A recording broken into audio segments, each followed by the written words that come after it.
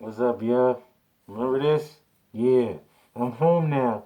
Yo, my Toyota Prius, it took me 486 miles on a half a tank.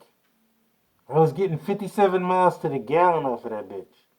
So it's like everybody should want to own a Prius, but you know, I'm about to leave to go back to Maine because my company didn't extend my reservation at the hotel.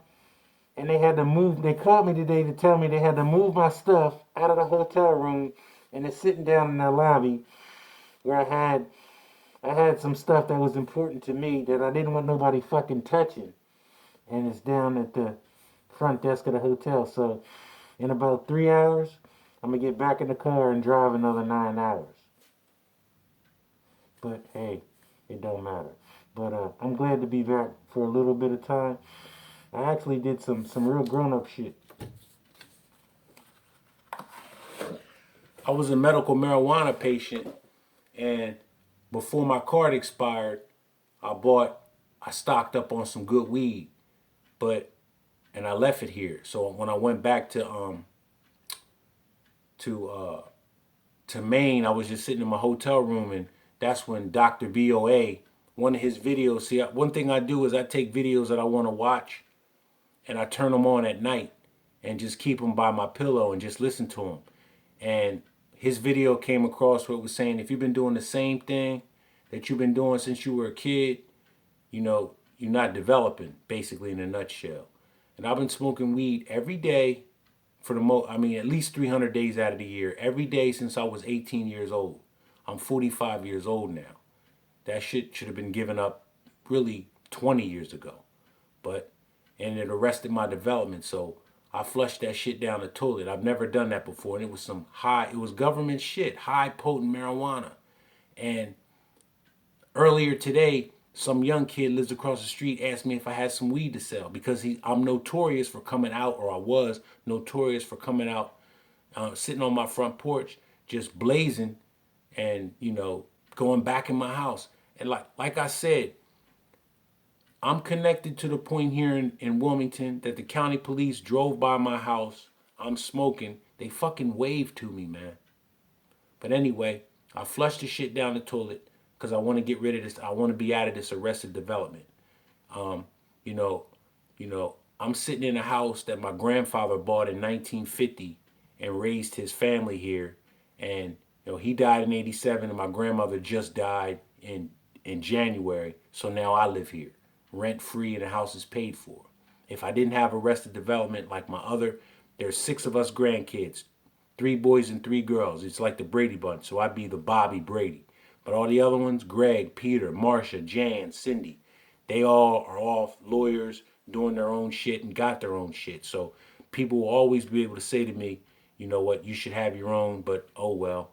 I'm just lucky that I came from a family that can help their kids out to where it looks like they landed on their feet, whereas perhaps they didn't. Another thing I'm doing to cut out that arrested development that I had is I'm not going to go to Delaware Park and make a bet for because the NFL season starts on Thursday. I like to bet on teams that I think that are going to underachieve. Like this year, the Cleveland Browns. Everybody's saying they're going to be good. They're going to be good. I don't think so. If I was going to have some money to lose on some football, I would bet that they would have less than. I think their posted win total is 9. I don't think they're going to have 9 wins. I'll say that now, but I'm not betting on it because I don't want to lose any more money. Like I was thinking, I should have sold that marijuana. That's what I forgot to say. I should have sold it instead of flushing it down the toilet.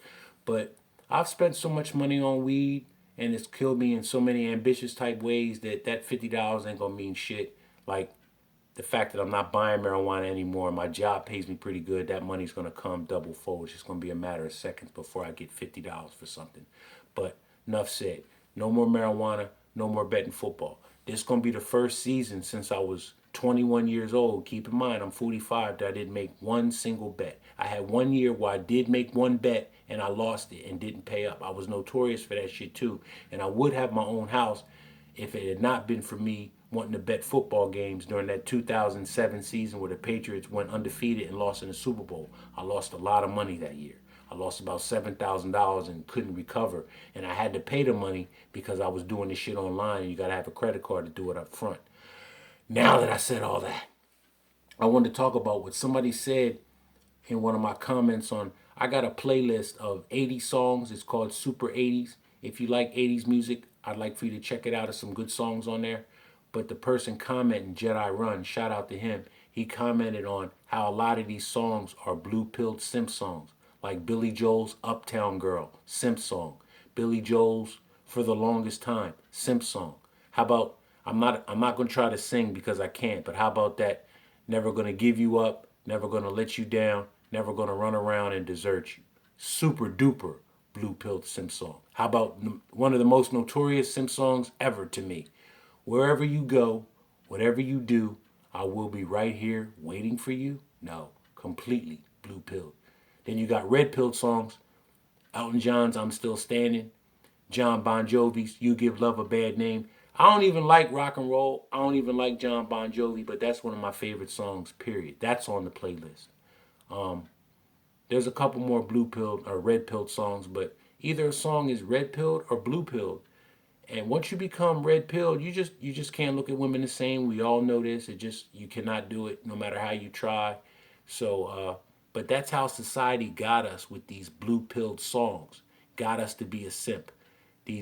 Those songs like the ones I just mentioned, movies like 16 Candles and The Pickup Artist, that all socially engineered us to put women on a pedestal to make us the simps that go out and marry single moms and buy expensive wedding rings for women just to get divorce raped in the end. So society is part of the reason why we fell in love with some of these women that weren't worth a damn. I'll talk to y'all later when I get back up. When I head back up to Maine, I'll shout out some more videos and we'll go from there. I love y'all, man.